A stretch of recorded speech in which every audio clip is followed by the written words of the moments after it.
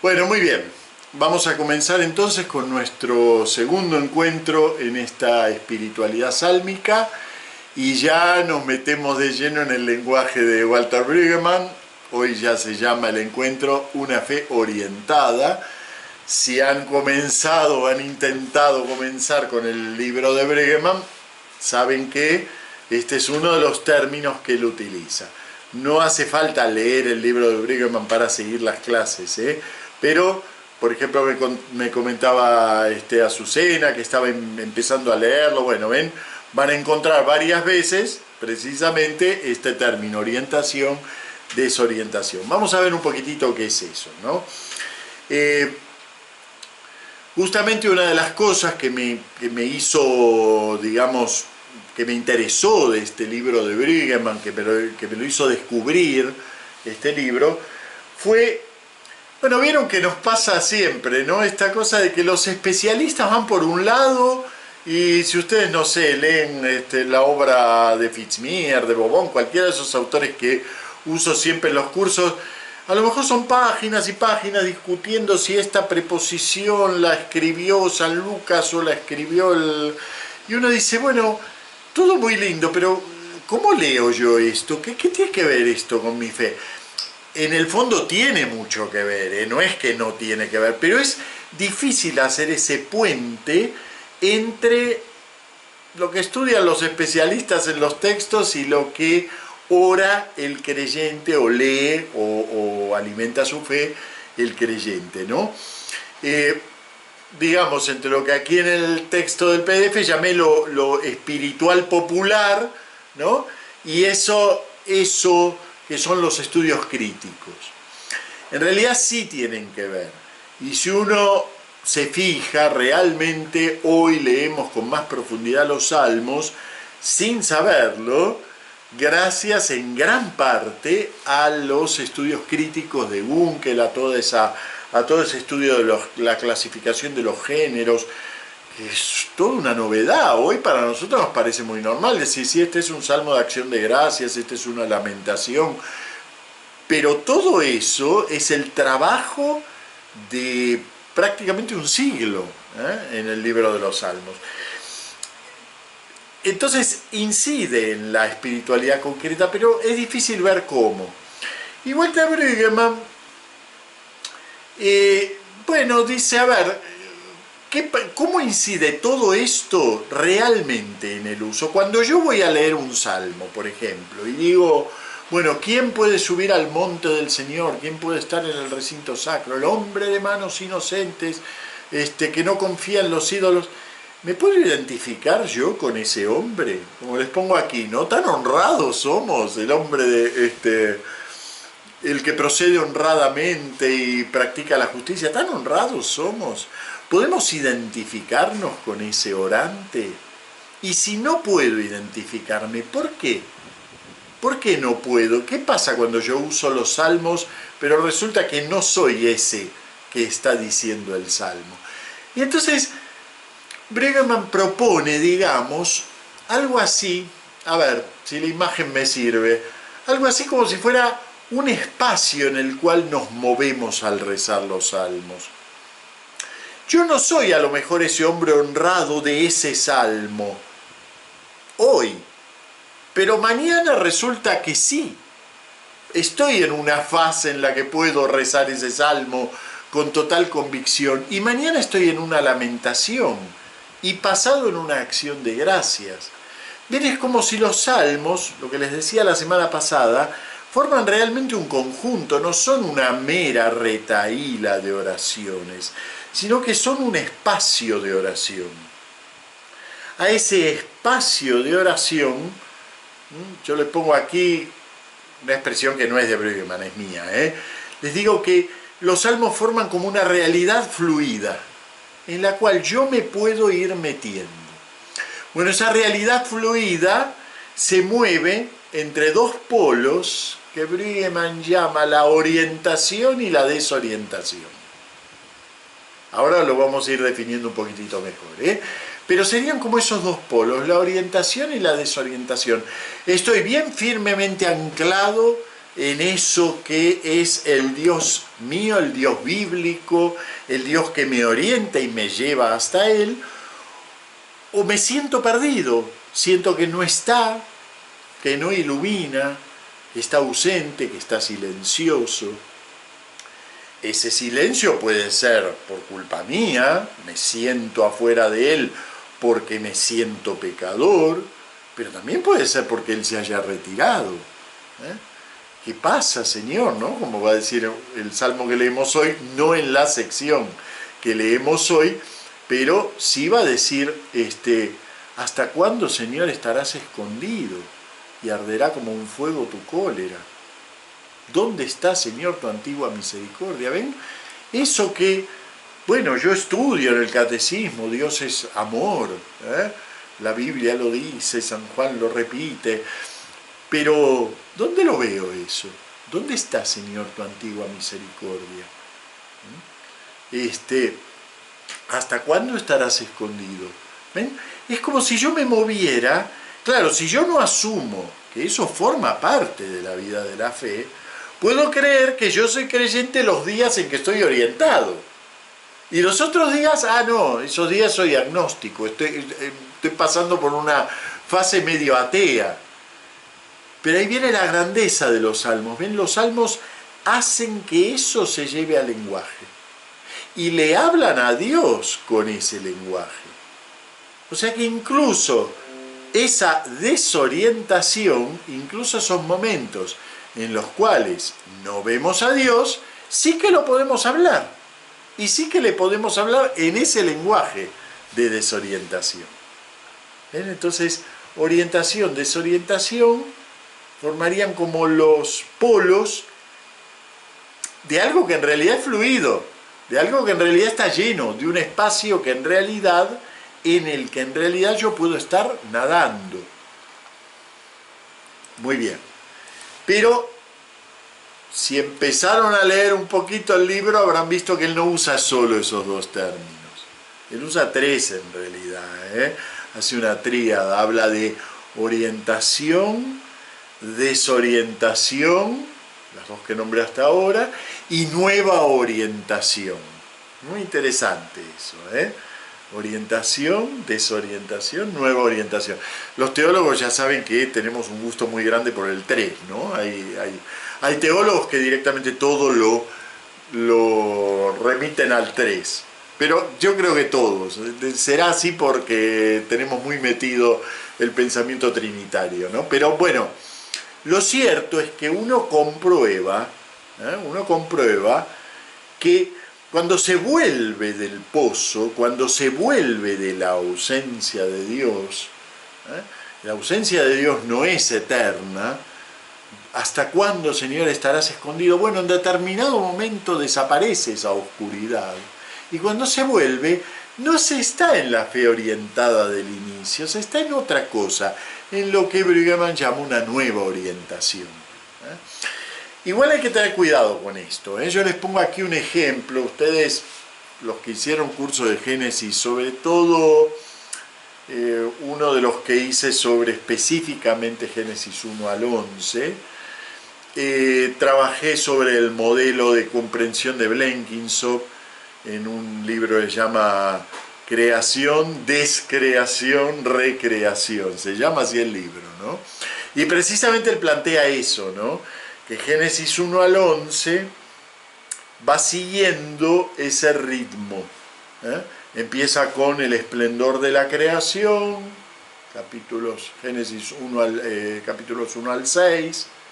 Ese esplendor de la creación va siendo como machacado por el hombre, pero sigue siendo el esplendor de la creación, y de repente todo se rompe. Se abren las compuertas del cielo, se inunda todo, parece que va a acabar todo, descreación, y de repente aparece la nueva creación, la recreación. Bueno, ese modelo es un poco también extrapolable al resto de la Biblia. Nosotros terminamos nuestra Biblia con vi un cielo nuevo y una tierra nueva, porque el antiguo cielo y la antigua tierra ya no existen. Entonces vi un cielo nuevo y una tierra nueva. Una recreación, una nueva creación.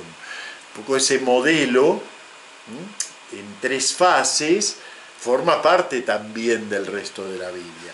Pero hay que tener un poquito de cuidado, por eso se los evoco, porque hay que tener un poquito de cuidado al entender eso. Uno puede entender que son 3 fases sucesivas. Y entonces puede creer que esto de orientación, desorientación, nueva orientación son también 3 fases sucesivas. Entonces yo puedo decir, claro, cuando yo era chiquito, cuando tenía 9 años, lo veo en los niños de catequesis, con los que estoy, cuando yo tengo 9 años la fe es muy clara. Es, bueno, Dios es amor, Dios quiere esto, estos son los mandamientos, Dios hizo todo. Bueno, hoy se la complicamos un poco, ya no es tan claro, ¿no? Pero bueno, también sigue siendo claro lo que le decimos, ¿no? Dios quiere que el hombre cree junto con él, entonces todo lo que hacemos en el mundo estamos colaborando con la creación de Dios, pero ven, Dios creador, Dios dador de la ley, y lo alabamos y aprendemos a amarlo y aprendemos a respetarlo, orientación. Pero claro, en determinado momento eso se rompe. Eso es así. Es que la vida psicológica del hombre es también así, como nos enseña la psicología profunda, ¿no? En algún momento tenemos que, entre comillas, matar al padre para poder hablar de maduración, ¿no? Porque si no, si nos quedamos siempre ahí anclados en el dador de la ley, el papá dador de la ley, la vida psíquica se resiente. Entonces, en parte podemos entender esto de orientación, desorientación, nueva orientación como una especie de trayecto de una fe confiada pero inmadura a una fe que ha adquirido toda su madurez. Y es verdad, eso ocurre en la vida del hombre. Pero lo que yo por lo menos quiero plantear respecto de los salmos, y lo que Breuermann también plantea y lo aclara varias veces respecto de los salmos, no es eso. No es el trayecto que nos lleva de una fe inmadura a una fe nuevamente madura, en los 2 casos confiada, pero de una manera nueva. No es eso, no es un trayecto, sino moverse en la amplitud, en la fluidez de una relación con Dios que pasa continuamente por momentos de orientación y desorientación y nueva orientación. Continuamente. No es algo que la orientación la dejamos atrás. No, en realidad, y por eso el salmo que yo escogí, fíjense que no es uno de los salmos que analiza Breuermann, pero el salmo que yo escogí me gusta mucho porque en realidad comienza con algo muy ahí arriba, ¿no? Muy hasta casi les diría que parece un salmo de nueva orientación, ¿no? Exultante. Señor, nos has elegido, nada menos. Nos has convertido en tu pueblo. Madre mía, qué gracia. O sea, lo descubrimos ahí arriba. La orientación esta es una orientación muy elevada. Y sin embargo, en determinado momento dice, tú, encolerizado con tu ungido, lo has rechazado y desechado. De repente se dio vuelta. Y eso nos pasa en la vida. Y no siempre es por la culpa. No siempre es por la caída. Cuidado, porque a veces desplazamos la religión al moralismo con mucha facilidad, ¿no? Entonces, yo esto siempre lo menciono, ¿no? Esto de cómo llevamos adentro, creemos que eso es bíblico, pero en realidad es prebíblico, es antropológico, lo trae el hombre consigo. Esto de al bueno le va bien, al malo le va mal. La teología retribucionista, ¿no? Al bueno le va bien, al malo le va mal. Entonces, si me va mal, ¿qué tengo que deducir? Que soy malo. Algo habré hecho. ¿Sí? Como en el proceso de Kafka, ¿no? Se me acusa, entonces soy culpable. O sea, el razonamiento es al revés. Se me acusa, entonces soy culpable. Es como una deducción. Cuidado con eso. La desorientación puede tener que ver con la culpa. Lo veremos la semana que viene, cuando veamos la complejidad y la variedad de salmos de desorientación. Algunos son los salmos penitenciales, estos que rezamos, sobre todo el Salmo 51, ¿no? misericordia, Dios mío, por tu bondad. A veces la desorientación tiene que ver con la culpa, pero a veces no. Simplemente, encolarizado, contundido, lo has rechazado. ¿Y por qué se dio vuelta, ya ve? Bien. Pero eso lo veremos la semana que viene, cuando veamos la complejidad de la desorientación. Hoy nos vamos a quedar un poco en la orientación, en estos salmos que le hablan a Yahvé a partir de una experiencia de solidez, una experiencia en donde todo es claro, y sobre todo dos atributos de Yahvé. Me voy a referir a Yahvé porque en realidad los salmos mencionan continuamente a Yahvé. Hay que tener en cuenta que la traducción que estamos manejando nosotros, tanto para el curso como en general, es la traducción litúrgica. Y creo que saben que en la liturgia no se usa el nombre Yahvé. Es una decisión, no usar el nombre Yahvé. No sé si es correcto o no, a algunos les parece que no. Yo, por momentos me parece que está muy bien y por momentos la verdad es que digo que lástima, porque eso hace que el cristiano muchas veces desconozca que nuestro Dios sigue siendo el Yahvé del que hablan los salmos. El Yahvé que se le apareció a Moisés en la zarza ardiendo y le reveló su nombre. No hay otro Dios que ese. O sea, Dios sigue siendo Yahvé. Ya te iré mostrando lo que soy. Y lo vas mostrando, y vaya si lo vas mostrando. Con toda esa fluidez, ¿no? Entonces, a veces olvidamos eso. En la liturgia no se usa el nombre Yahvé. Se volvió a decidir esto con la reforma litúrgica. No usar el nombre Yahvé en respeto a que ustedes saben que en el judaísmo no se puede usar el nombre Yahvé. Entonces, ¿qué se pone? El Señor. Pero cuando ustedes lean el Señor en los salmos, generalmente, yo les diría en el 90% de los casos, el original dice el nombre divino, dice Yahvé. Y es verdad que cuando un judío lo reza, reemplaza el nombre divino por la palabra Señor. Nosotros, de hecho, lo hacemos eso ya en el impreso. A mí eso sí que no me parece bien, porque ahí debería seguir diciendo Yahvé, en el impreso. Y en tal caso que al recitarlo lo reemplazáramos. Pero así olvidamos por completo que nuestro Dios tiene un nombre, y ese nombre es distinto a cualquier otro nombre, y además es el nombre que está sobre todo nombre. Yahvé, precisamente. Bueno. No me quiero perder. A lo que les decía es a que este Yahvé lo vamos a ver hoy en su versión, podríamos decir, orientado. Y ese Yahvé, ¿en qué se revela fundamentalmente? En dos aspectos. Se revela como creador, la fe en la creación, que no es lo primero a lo que llegó la Biblia. La Biblia empezó por una experiencia de salvación, como saben, como es notorio además, ¿no? Es decir, que la gran gesta del Éxodo es la que reveló Yahvé a su pueblo. ¿No? Lo dice así, además, toda la Biblia lo dice, ¿no? Dios se creó un pueblo. Ahora, con el tiempo y sobre todo la experiencia del exilio, esto lo hemos estudiado en algún curso específico, ya no me acuerdo, pero estoy seguro de que fue el tema de un curso específico. ¿Cómo nace la fe en la creación? Que nace en realidad en torno al exilio, no en torno al éxodo.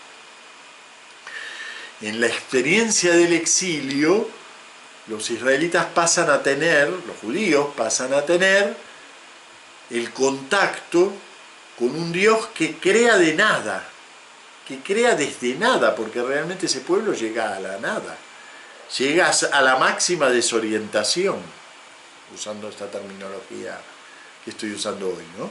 Entonces, desde esa desorientación Dios los recrea, pero al recrearlos tienen la experiencia de salir de la nada, y por distintos caminos esto va llevando a por un lado, los poemas de Isaías, acerca de ese Dios que hace todo en el desierto, y desde la experiencia del desierto, y el gran poema de la creación, el único poema en donde realmente se llega a poetizar esa nada desde la que Dios crea.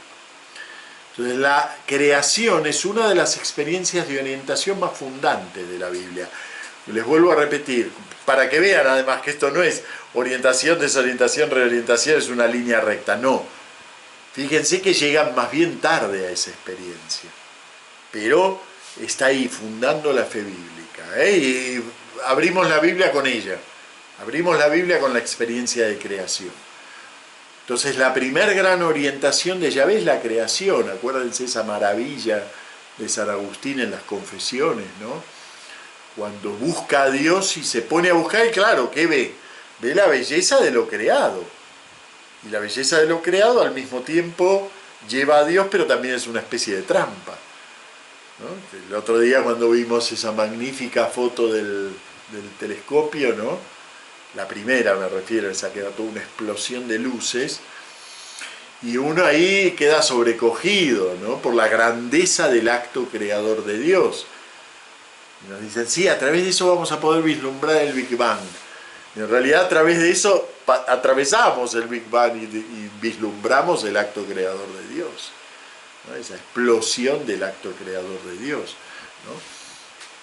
Pero también es una gran trampa, porque puedo quedarme en la magnificencia exterior, ¿no? En las flores le dicen a San Agustín, no somos nosotras, busca más alto, ¿no? Bueno, si no leyeron ese poema de San Agustín, tienen que buscarlo, en las Confesiones. Bueno, entonces la creación es uno de los actos de orientación de Dios. Y el otro acto de orientación de Dios, sin ninguna duda, la donación de la ley. Dios es el que, en definitiva, es la referencia del bien y el mal, ¿no? Y sobre todo el Dios bíblico, que no acepta ningún Dios malo al lado de él, ¿no? No hay dos referentes, hay uno. Entonces, Dios orienta a través de la ley, Dios orienta en su acto creador y Dios orienta a través de la ley. Así que tenemos, en la fe orientada, digamos, tenemos esas dos instancias que a su vez se multiplican y se entrecruzan. Porque un Dios que crea la naturaleza también crea en el hombre y a través del hombre, ¿no? Les pongo aquí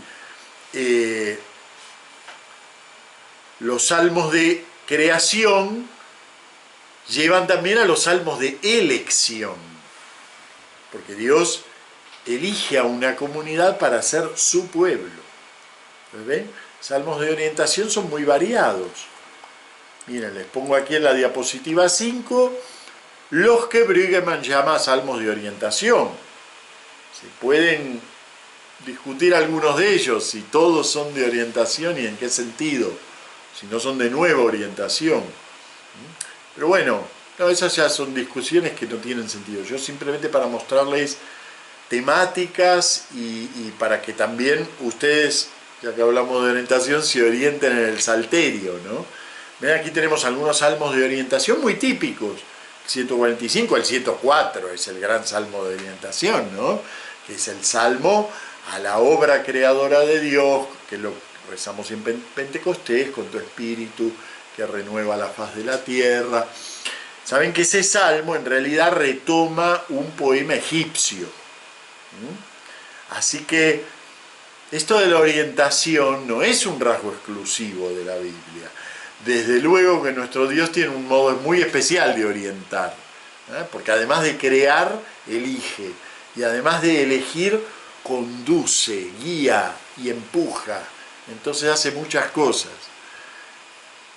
Pero yo les diría que la orientación es aquello que el hombre descubre en Dios en cuanto piensa en Dios, aunque no sea dentro de la tradición judeocristiana. Por eso corremos el peligro de reducir el lenguaje religioso a un lenguaje de orientación. Y eso es algo peligroso, por lo menos peligroso para nuestra fe. Esta cosa que a veces ocurre de confundir la fe cristiana, o la fe judeo-cristiana, aquí vamos a tener que decir judeo-cristiana porque esto le pasa también al judío, confundir la fe judeo-cristiana con un libro de autoayuda. Entonces la fe existe cuando todo te va bien, y si no te va bien la culpa es tuya, te saliste, vuelve a entrar y te vuelve a ir todo bien. No, no, la fe bíblica es mucho más amplia que eso. Esa es la dimensión de orientación. ¿Ven? Entonces tenemos salmos de creación, salmos que ensalzan la Torá, la ley. Típico, ¿cuál es el gran salmo de la Torá? El 119. Impresionante, su cantidad de estrofas, cada estrofa empieza con la siguiente letra del alefato. O sea que es ley y orden, no la serie Ley y Orden, sino que es la ley, pero además presentada con mucho orden. Las estrofas, cada una de 8 versos, y esos 8 versos, como les digo, el primero empieza siempre con la letra siguiente del alefato. En cada una hay por lo menos un sinónimo de la ley. O sea, miren qué orden, ¿no? Bueno, ¿ven? Eso es una fe orientada, hasta en la forma.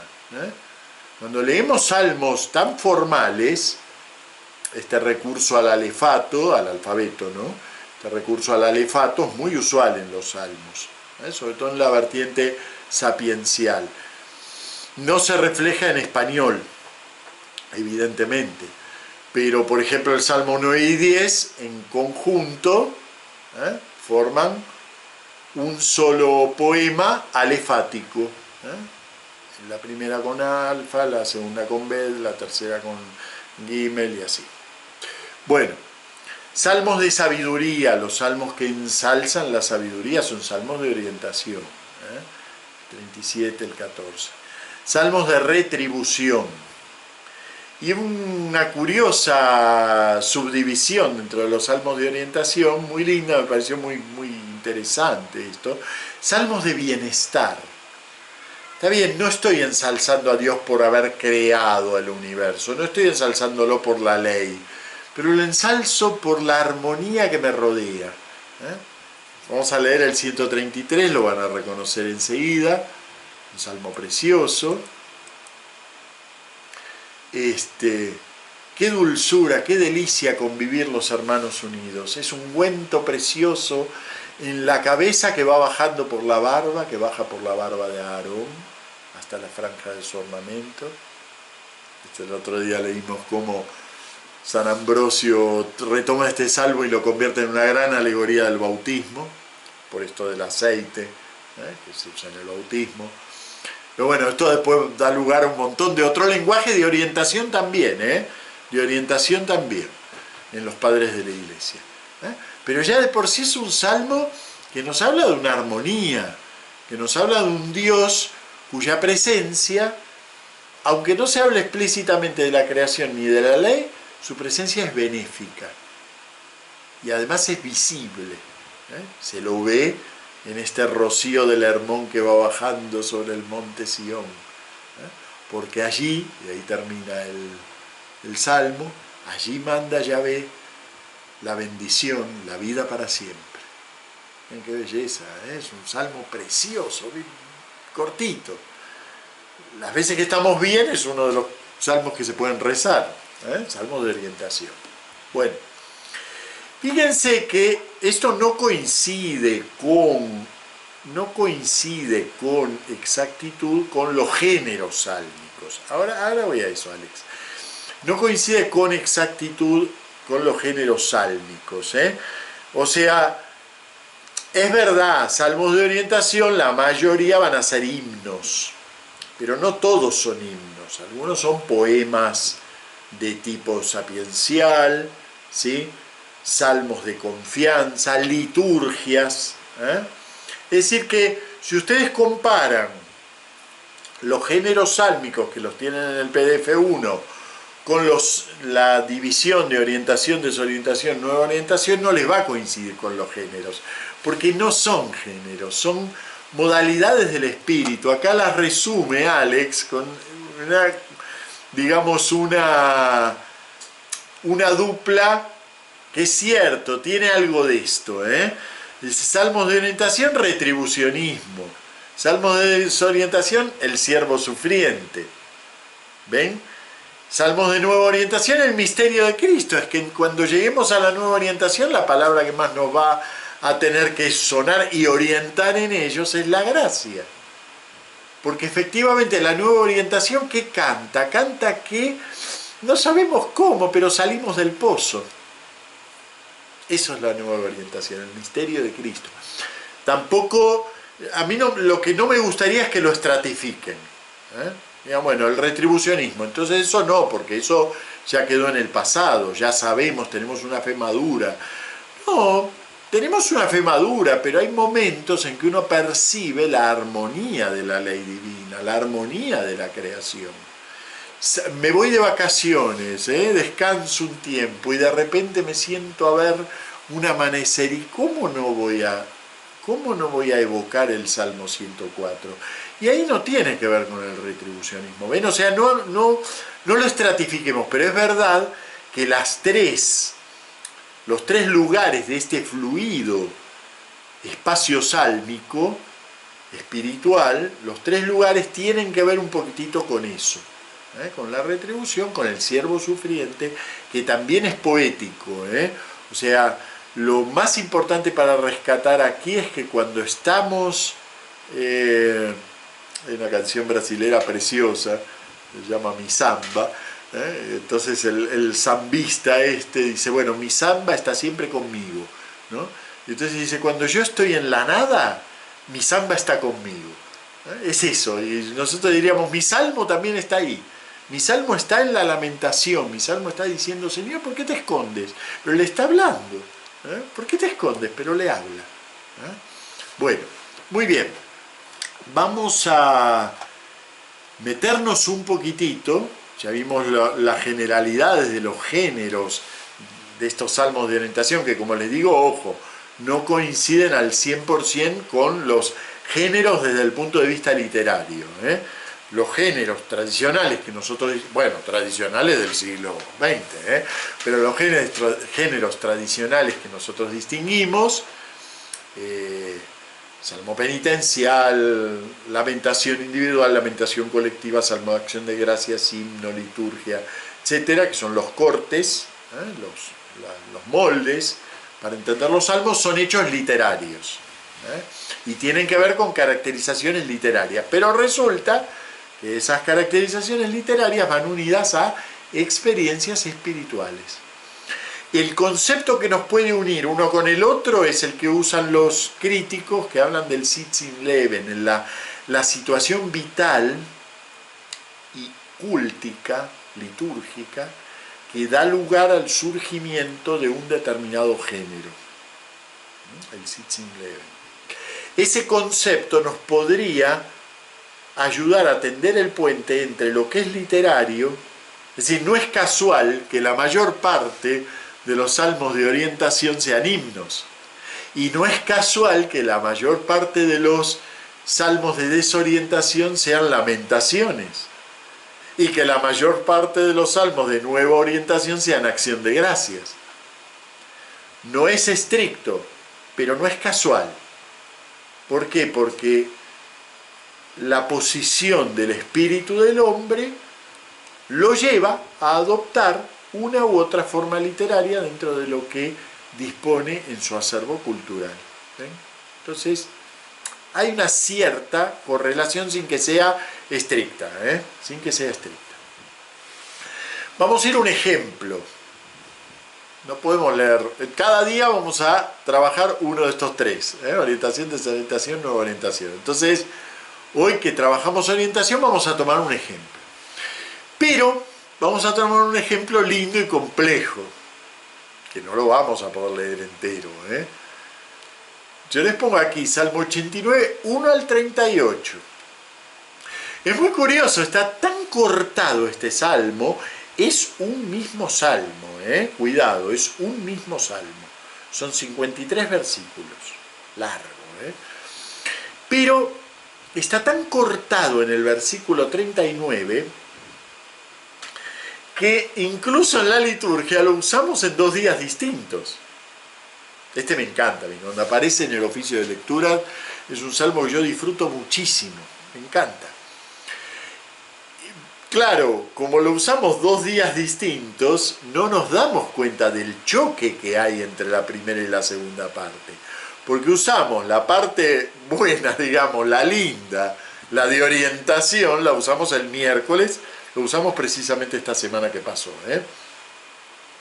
El miércoles de la tercera semana del Salterio usamos la parte de orientación. Y el jueves de la tercera semana del Salterio usamos la parte de desorientación, sumado a otro salmo, el 90, 89 en la liturgia, el 90, que también es de desorientación. Es una meditación sapiencial de desorientación. Así que el miércoles estamos orientados y el jueves estamos en el pozo. Pero siempre es el mismo texto, eso es lo lindo, es lo interesante. Me parece muy lindo utilizar esto como ejemplo para que vean que esto no es la maduración espiritual y que dejo atrás la fe infantil del salmo de orientación y me meto en una fe más conflictiva, más psicoanalítica y después salgo con una fe súper carismática en un salmo de nueva orientación. No, no es así, no tiene nada que ver con esa cosa tan de escalerita. No. Precisamente el conflicto de este salmo precisamente está en que es imposible que se pase de una promesa tan firme como la promesa davídica a un rey que queda abandonado en mitad de la batalla. Realmente parece como imposible. Bueno, el salmo, como les digo, es el 89, primera parte vamos a usar hoy. Vamos a darle una leída y vamos a ir viendo cómo está construido y sobre todo los temas que aparecen. Eso está tratado en la diapositiva 7, pero vamos a leer. Dice: cantaré eternamente las misericordias del Señor, anunciaré tu fidelidad por todas las edades. Por supuesto, cuando aquí dice las misericordias del Señor, es las misericordias de Yahvé. Las misericordias de Yahvé serían los Gesed de Yahvé. Gesed es una palabra preciosa, muy bíblica, que describe el corazón mismo, el núcleo de Dios, y que, como no podía ser de otra manera, es muy difícil de traducir. Así que ustedes van a ver que en algunos salmos, bueno, en algunas partes de la Biblia se los traduce como misericordia y en otras como amor. Y de hecho subsiste esa ambigüedad, ¿no? Decimos por qué es eterno su amor, pero también decimos por qué es eterna su misericordia. En hebreo es la misma palabra. No es que sean dos conceptos, es que es un concepto muy amplio de lo que es el amor de Dios. El Nuevo Testamento se vio en mucho problema para expresar en griego el concepto de Gesed, porque no hay ninguna palabra griega que sirva para expresar eso que el hebreo expresa con la palabra Gesed. Y entonces el Nuevo Testamento, siguiendo en esto a la versión de los 70, optó por ese concepto marginal dentro de la conceptualidad griega muy amplia para hablar del amor. Había uno que era medio marginal, que era agape. El agape era un término poco usado, digamos. Existía en el griego normal, pero poco usado. Y mucho menos para algo tan específico, ¿no? Entonces, acuden al concepto del agape. Y que es el amor en el Nuevo Testamento, casi siempre, no siempre, pero casi siempre, se expresa con la palabra agape. Bueno, eso es porque intenta traducir lo intraducible que es en la expresión del amor divino, ¿no? Que, como les digo, es Gesed. Y vamos a ver cómo el par Gesed y Emuná, la fidelidad van a aparecer continuamente. Emuná la conocemos muy bien la palabra, no nos damos cuenta, pero la rezamos todos los días, porque es el concepto del que proviene la palabra amén. Emuná, que es fidelidad. Y amén vendría a ser reafirmar eso que estoy diciendo, me comprometo a eso. No tiene traducción la palabra amén, por eso seguimos diciendo amén. Pero bueno, sepan que evoca la idea de fidelidad. Emuná. Entonces Gesed y Emuná. Va a aparecer muchísimas veces en este salmo. Pero sobre todo aparece, saben que los salmos siempre hablan, es que me derivas mucho, me derivas mucho, Miguel, lo siento. Podría ser Eros en lugar de Agape, no, pero me derivas mucho el por qué no. El que trató muy bien ese tema fue Benedicto XVI en su encíclica sobre el tema del amor. Trató muy bien ese tema. ¿Por qué es agape y no es eros? Pero que el eros está en el camino del agape. Bueno, pero no puedo derivarme de ese tema, lo siento. Sigo con Gesed y Emuná. Les decían los salmos, siempre se expresa, como es toda la poesía bíblica, siempre se expresa por versos paralelos. A tal punto que identificamos lo poético en la Biblia en la aparición de paralelismos. Por eso siempre nos suena tan repetitiva, porque la Biblia está llena de poesía bíblica, y la poesía bíblica, en vez de identificarse como en castellano por la rima o por el metro, se identifica por el paralelismo, es decir, por repetir dos veces una idea igual, en crecimiento o contrapuesta. Entonces tenemos paralelismo sinonímico, paralelismo sintético, en donde se agrupan conceptos, y paralelismo antitético, paralelismo en donde se oponen conceptos. Tienen un artículo mío en las publicaciones de TF que se llama así, la poesía bíblica, no me acuerdo si se llama así, en tal caso después les busco el link. Pero bueno, tiene que ver con eso, ¿ven? Entonces cuando vamos leyendo siempre vamos a leer cosas de a dos. Muy raramente, y es una forma de enfatizar algo, muy raramente, pero se usa como recurso poético, en vez de ser dísticos, es decir, dos miembros, son trísticos, tres miembros para expresar una idea. Entonces, quizás para nosotros la misericordia del Señor y su fidelidad son dos conceptos distintos, pero para la Biblia no. La misericordia y la fidelidad son dos caras paralelísticas de la realidad misma de Dios. Él es esa misericordia y esa fidelidad. Entonces fíjense lo bien construido que está el inicio de este poema, ¿no? Cantaré eternamente las misericordias del Señor. Anunciaré tu fidelidad por todas las edades. Primer paralelismo. Ahora viene el segundo paralelismo, pero que es el mismo. Porque dije, tu misericordia es un edificio eterno. Más que el cielo has afianzado tu fidelidad. O sea que vuelve a usar el mismo paralelismo. ¿Y qué hace? Un doble paralelismo. ¿Ven? La primera estrofa arranca allí arriba, en la mayor de las orientaciones. ¿Qué nos suena esta primera estrofa? Eternidad, solidez, firmeza, más que el cielo.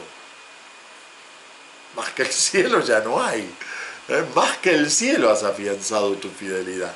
O sea, por encima del cielo. Ustedes piensen que el cielo, para el hombre antiguo, es la morada de Dios. No es como para nosotros el cielo es lo que puedo ver con el telescopio Webb.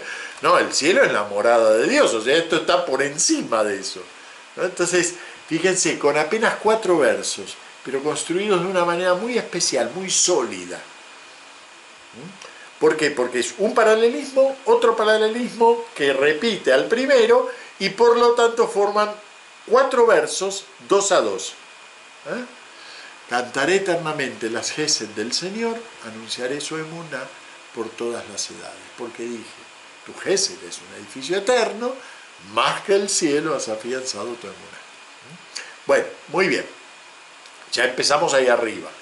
Una cosa absolutamente sólida y orientada. Y ahora descendemos a la tierra, estábamos más arriba que el cielo, ahora descendemos a la tierra y nos encontramos con lo mismo. Vuelve a tomar la idea de eternidad, pero ahora en la tierra. Y en la tierra ya es un poquitito más difícil encontrar la eternidad, porque, como dice el poema latino, nada puede durar eternamente. Pero bueno, parece que esto sí, se lleva una alianza con mi elegido. Y para hablar de eternidad en la tierra, el único que puede hablarla es Yahvé. Así que aquí se le cede la palabra a Yahvé. Los hombres no podemos hablar de eternidad en la tierra, porque no tenemos esa experiencia de eternidad, pero Él es el eterno. Entonces Él puede descender a la tierra y hablar de eternidad. Así que se le cede la palabra a Él. Se lleva una alianza con mi elegido, jurando a David mi siervo. Te fundaré un linaje perpetuo. Edificaré. Se hablaba de que arriba se hablaba de que en el cielo había edificado un edificio eterno con su misericordia, ¿no? Bueno, ahora edificaré tu trono para todas las edades. ¿Ven? Otra vez, eso eterno que estaba en la primera estrofa, podríamos decir así, vuelve a reaparecer aquí de una manera distinta. Es un enunciado de Yahvé. No es una constatación del salmista, es un enunciado de Yahvé. Él enuncia esto. Y ahora cambia de tercio por completo.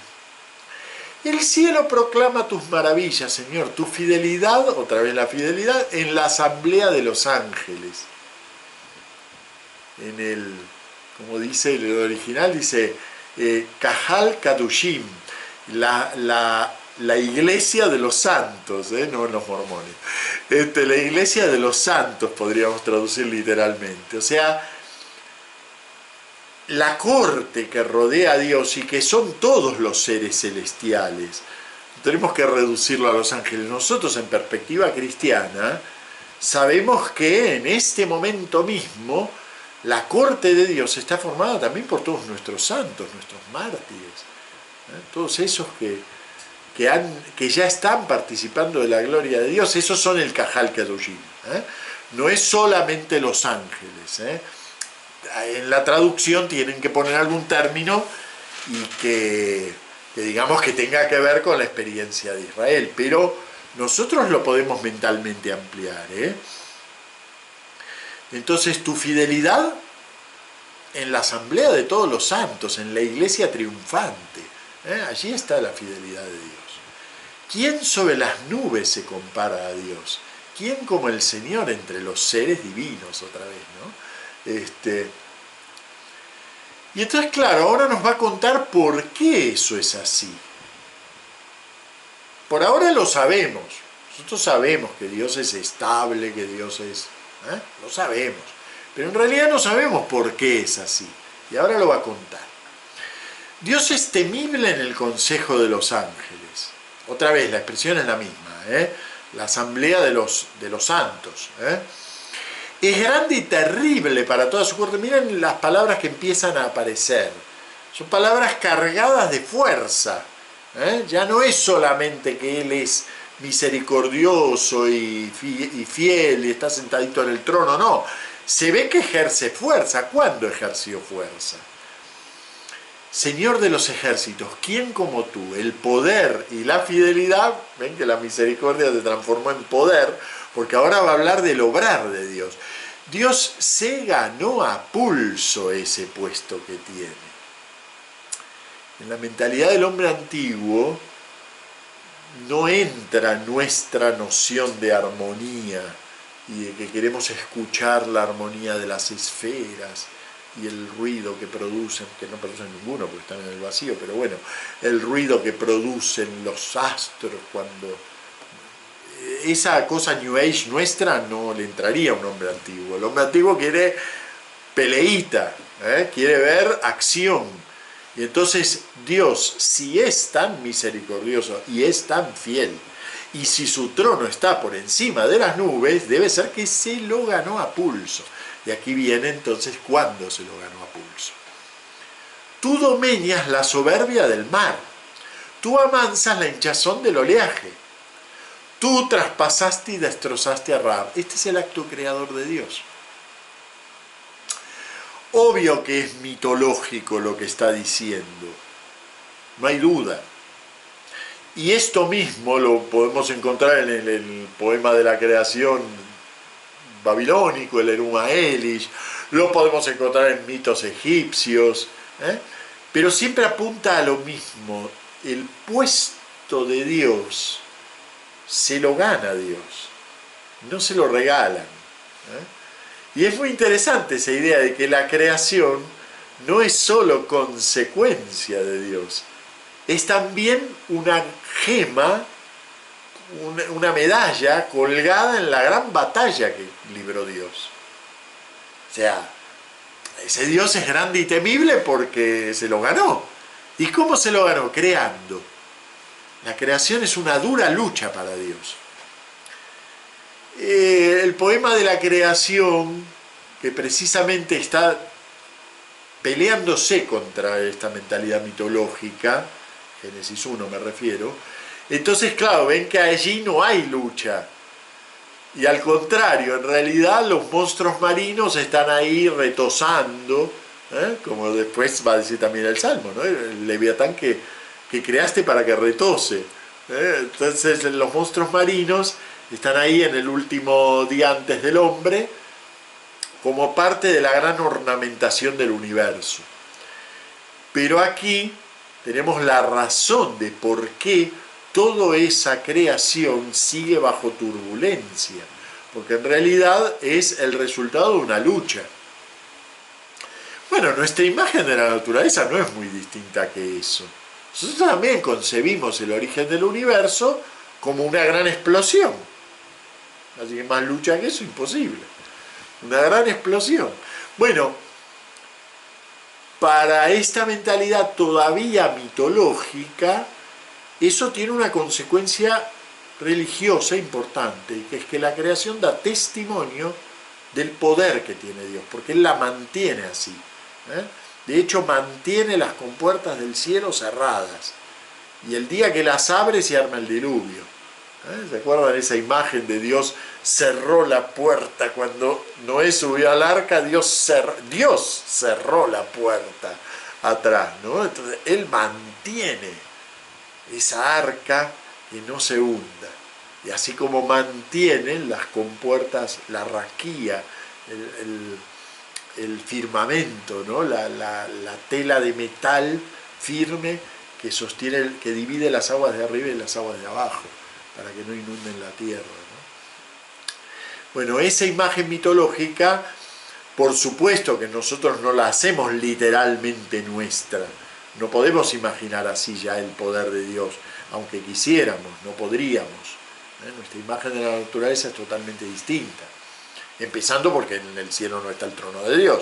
Entonces ya nuestra imagen va a ser distinta. Pero es interesante ver que Dios, que le va a dar un trono a David, primero se ganó su trono. Él se lo va a dar, pero se lo ganó primero. Tú traspasaste y destrozaste a Rahab. Rahab es un monstruo, no lo confundan con la prostituta Rahab, que se escribe igual, pero nada, es un caso de homonimia nada más, no tiene nada que ver un personaje con el otro. Josué 2 y Josué 6, que son la prostituta Rahab, es un personaje dentro del universo de la conquista. Mientras que, claro, en Job y en otros salmos se va a llamar Leviatán, es lo mismo.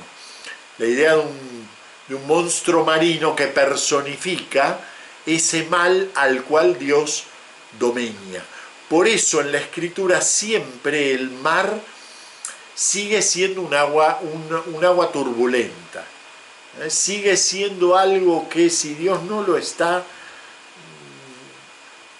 poniendo el pie para calmarlo, como hace de hecho Jesús, se desbarata, porque es una fuerza que contiene simbólicamente todavía un germen de mal. El mar siempre es ambiguo, por algo San Marcos gira toda la vida pública de Jesús en torno a lo que él llama el mar, que no es un mar. Pero él lo llama mar por esto, porque gira en torno a ese núcleo que Dios está continuamente domeñando. Tú domeñas la soberbia del mar y amansas la hinchazón del oleaje. Versículo 10. Conclusión. Ya hizo todo eso. Entonces, conclusión. Tuyo es el cielo, tuya es la tierra. Tú cimentaste el orbe y cuanto contiene. Tú has creado el norte y el sur, el Tabor y el Hermón aclaman tu nombre. Tabor y el Hermón saben que son dos montes. Ahora, para norte y sur hay discusión, No se sabe si aquí habla de norte y sur como polos, como los polos geográficos, o sí, porque uno de ellos se parece al nombre de un monte que está en el norte. Y entonces, lo que hace que traduzcamos como norte y sur es el segundo miembro, sur, porque no se identifica ningún monte con ese nombre. Pero algunos proponen una lectura distinta de manuscritos que identificaría 4 montes. Y es muy interesante la idea. ¿Por qué? Porque, claro, en esta visión mítica los montes son los lugares a través de los cuales baja la divinidad. Y fíjense el monte Sión, ¿no? El monte Sión es la sede, el vértice del cielo, va a decir el Salmo, ¿no? Vértice del cielo. Para el hombre antiguo el monte es el lugar de unión entre el cielo y la tierra, el Olimpo, por ejemplo, ¿no? Bien, entonces, tú has creado el norte y el sur, el Tabor y el Hermón aclaman tu nombre. Interesante, lo importante aquí es que los montes, digamos, son subordinados al Dios que los domina. Tienes un brazo, y ahora viene como una transición.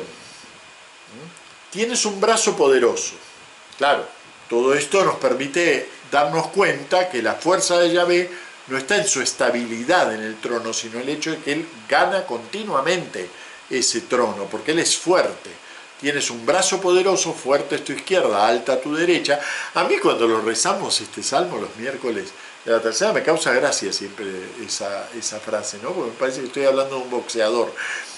Pero bueno, en la perspectiva mítica de este poema está muy bien, ¿no? Fuerte es tu izquierda, alta a tu derecha.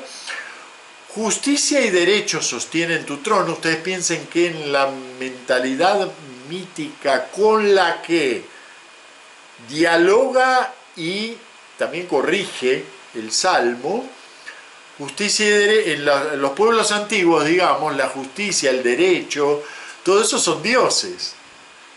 Entonces aquí, justicia y derecho, misericordia y fidelidad sostienen a Dios. Pero Dios está por encima. Justicia y derecho sostienen tu trono, misericordia y fidelidad te preceden. Fíjense cómo armó el quiasmo con el inicio. ¿Por qué? Porque ahora, otra vez, estábamos ahí arriba, en el trono de Dios, y otra vez bajamos. Dichoso el pueblo que sabe aclamarte. En este salmo, aunque es de orientación, no se habla explícitamente de la ley, pero como ven, ya se alude a la ley. Dichoso el pueblo que sabe aclamarte, caminará, oh Señor, a la luz de tu rostro. Ya saben que el verbo caminar es una metáfora de la ley. De hecho, cumplir la ley en hebreo se dice caminar. Caminar a la luz de la ley. No se usa el término cumplir en un sentido abstracto. Es caminar en la voluntad de Dios. ¿no? Así que caminará, oh Señor, a la luz de tu rostro. A nosotros no nos suena a ley, pero sí es lo que está aludido aquí. Tu nombre es su gozo cada día, tu justicia es su orgullo.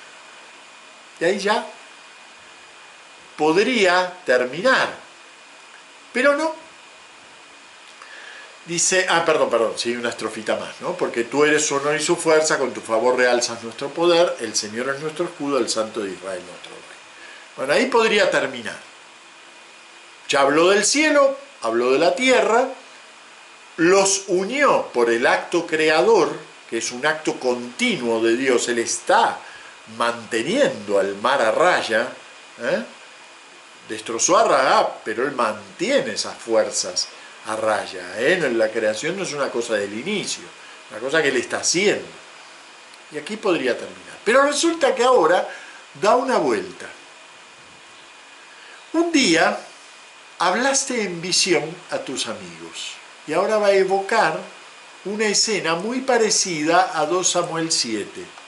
¿Se acuerdan de 2 Samuel 7? Lo leemos siempre, cuando, sobre todo en fiestas de la Virgen, ¿no? Y en el ciclo navideño. 2 Samuel 7 es cuando David le propone a Natán, dice, ay, me aburro, voy a construirle un templo a Dios. Porque claro, yo vivo en un palacio y él vive en una carpa, entonces yo voy a hacerle un templo. Y entonces Natán le contesta muy como un buen súbdito, le dice, haz lo que quieras porque Dios está contigo. Pero a la noche Dios se le aparece a Natán y le dice, no, nada de eso, nada de haz lo que quieras. Ve a decirle a David, tú no me vas a construir una casa, yo te voy a construir una casa a ti.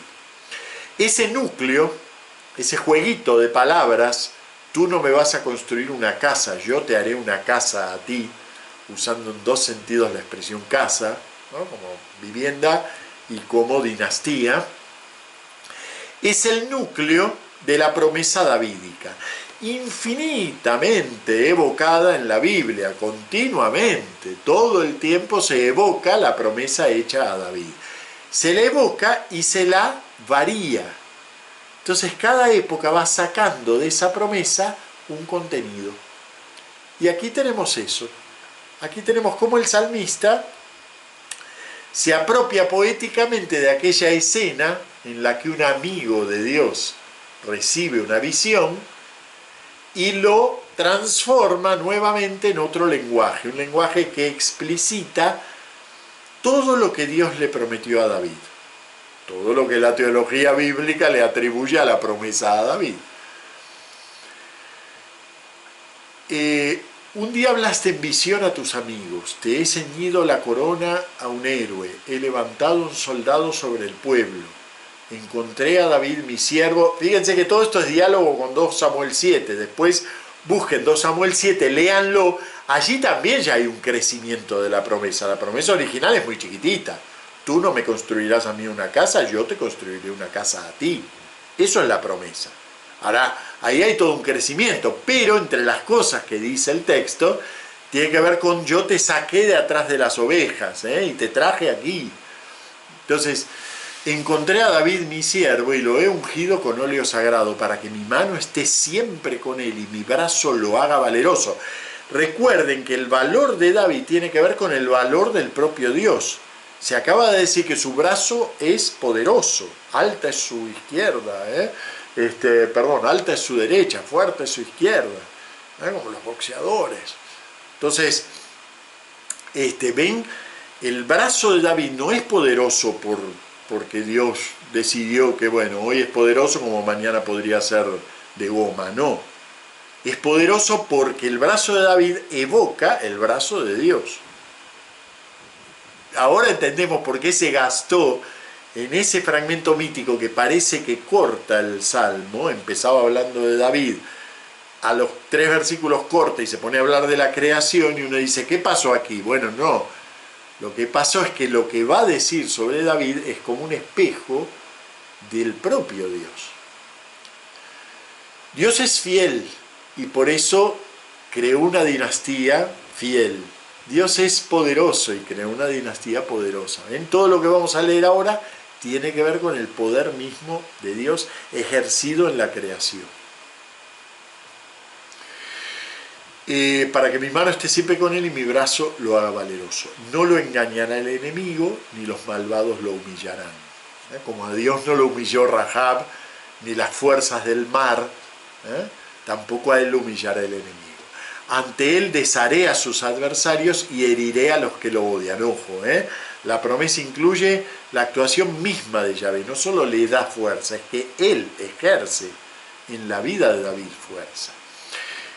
Y ahora vuelven a aparecer las 2 palabras fundamentales, ¿no? Mi fidelidad y misericordia lo acompañarán, por mi nombre crecerá su poder. Extenderé su izquierda hasta el mar, su derecha hasta el gran río. Miren qué promesa, nunca, jamás Israel ocupó ese territorio. O sea, esto es un Israel idealizado. El gran río es el Éufrates. Así que imagínense, nunca Israel ocupó ni ocupará eso. Aunque en la mentalidad sionista esto está muy de fondo, ¿eh? Ojo. Así que cuidado, porque a veces el sionismo, digamos, es como el fundamentalismo cristiano, pero con textos bíblicos judíos, ¿eh? Bueno, nunca ocupó ese territorio. Pero dentro de la idealidad davídica que pretende plantear el Salmo, no es casual que quiera plantear esa idealidad. Lo que quiere mostrar es que la realidad, cuando llega a la parte de desorientación, que la realidad es muy triste al lado de todo esto, ¿no? Bien, Él me invocará, tú eres mi Padre, mi Dios, mi roca salvadora, y yo lo nombraré mi primogénito, excelso entre los reyes de la tierra. ¿Para qué les parece que usamos todo esto? Para Jesús. Nosotros lo usamos directamente de manera mesiánica para aplicarlo a Jesús. Y hablamos de la roca, hablamos de Padre, ¿eh? De que Él invoca a Dios como Padre. Bueno, todo esto lo aplicamos de manera muy directa al mesianismo de Jesús. Yo lo nombraré mi primogénito, excelso entre los reyes de la tierra. Eso directamente es un enunciado cristológico para nosotros, pero fíjense que forma parte de la idealidad davídica, ¿eh? Esto no está hablando de Jesús. Esto está hablando, planteando la promesa ideal a David, para después mostrar hasta qué punto no se entiende que Dios lo abandone. Pero eso será en la segunda parte. Por ahora no hay nada que apunte a eso, al contrario, todo es fidelidad, firmeza, poder. ¿Eh? Le mantendré eternamente, mi favor y mi alianza con Él será estable. Israel se basa en la alianza. Toda la teología de Israel es teología de alianza. Y de hecho así llamamos a la religión bíblica, el libro de la alianza.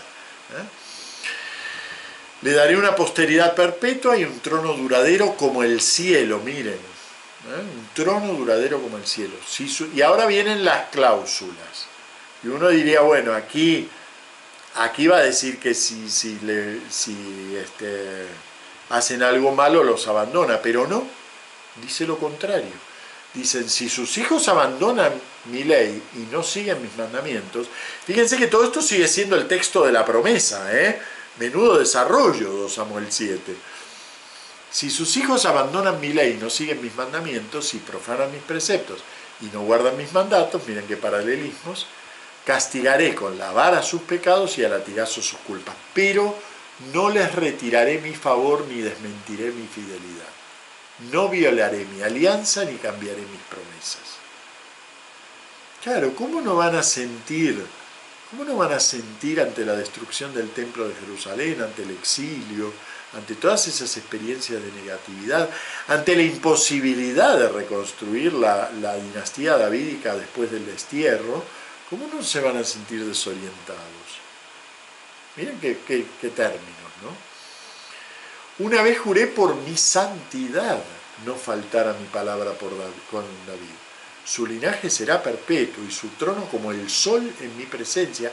Son estas imágenes tan extremas que uno no se imagina que a esto le sigue un salmo de desorientación. Como la luna que siempre permanece, su solio será más firme que el cielo. Y ahí termina la promesa. Y sin ninguna solución de continuidad empieza la desorientación. Tú, encolerizado con tu ungido, lo has rechazado y desechado.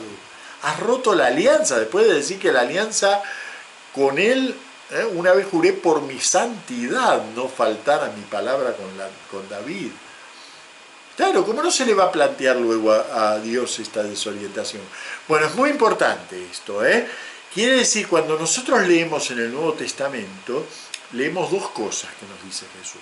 Jesús nos dice, cualquier cosa que pidan al Padre en mi nombre se los va a conceder. Así que yo quiero que me caliente el mate. Y se me lo va a conceder porque Jesús prometió eso. Pero después, porque Jesús es muy vivo, después nos cuenta la parábola del juez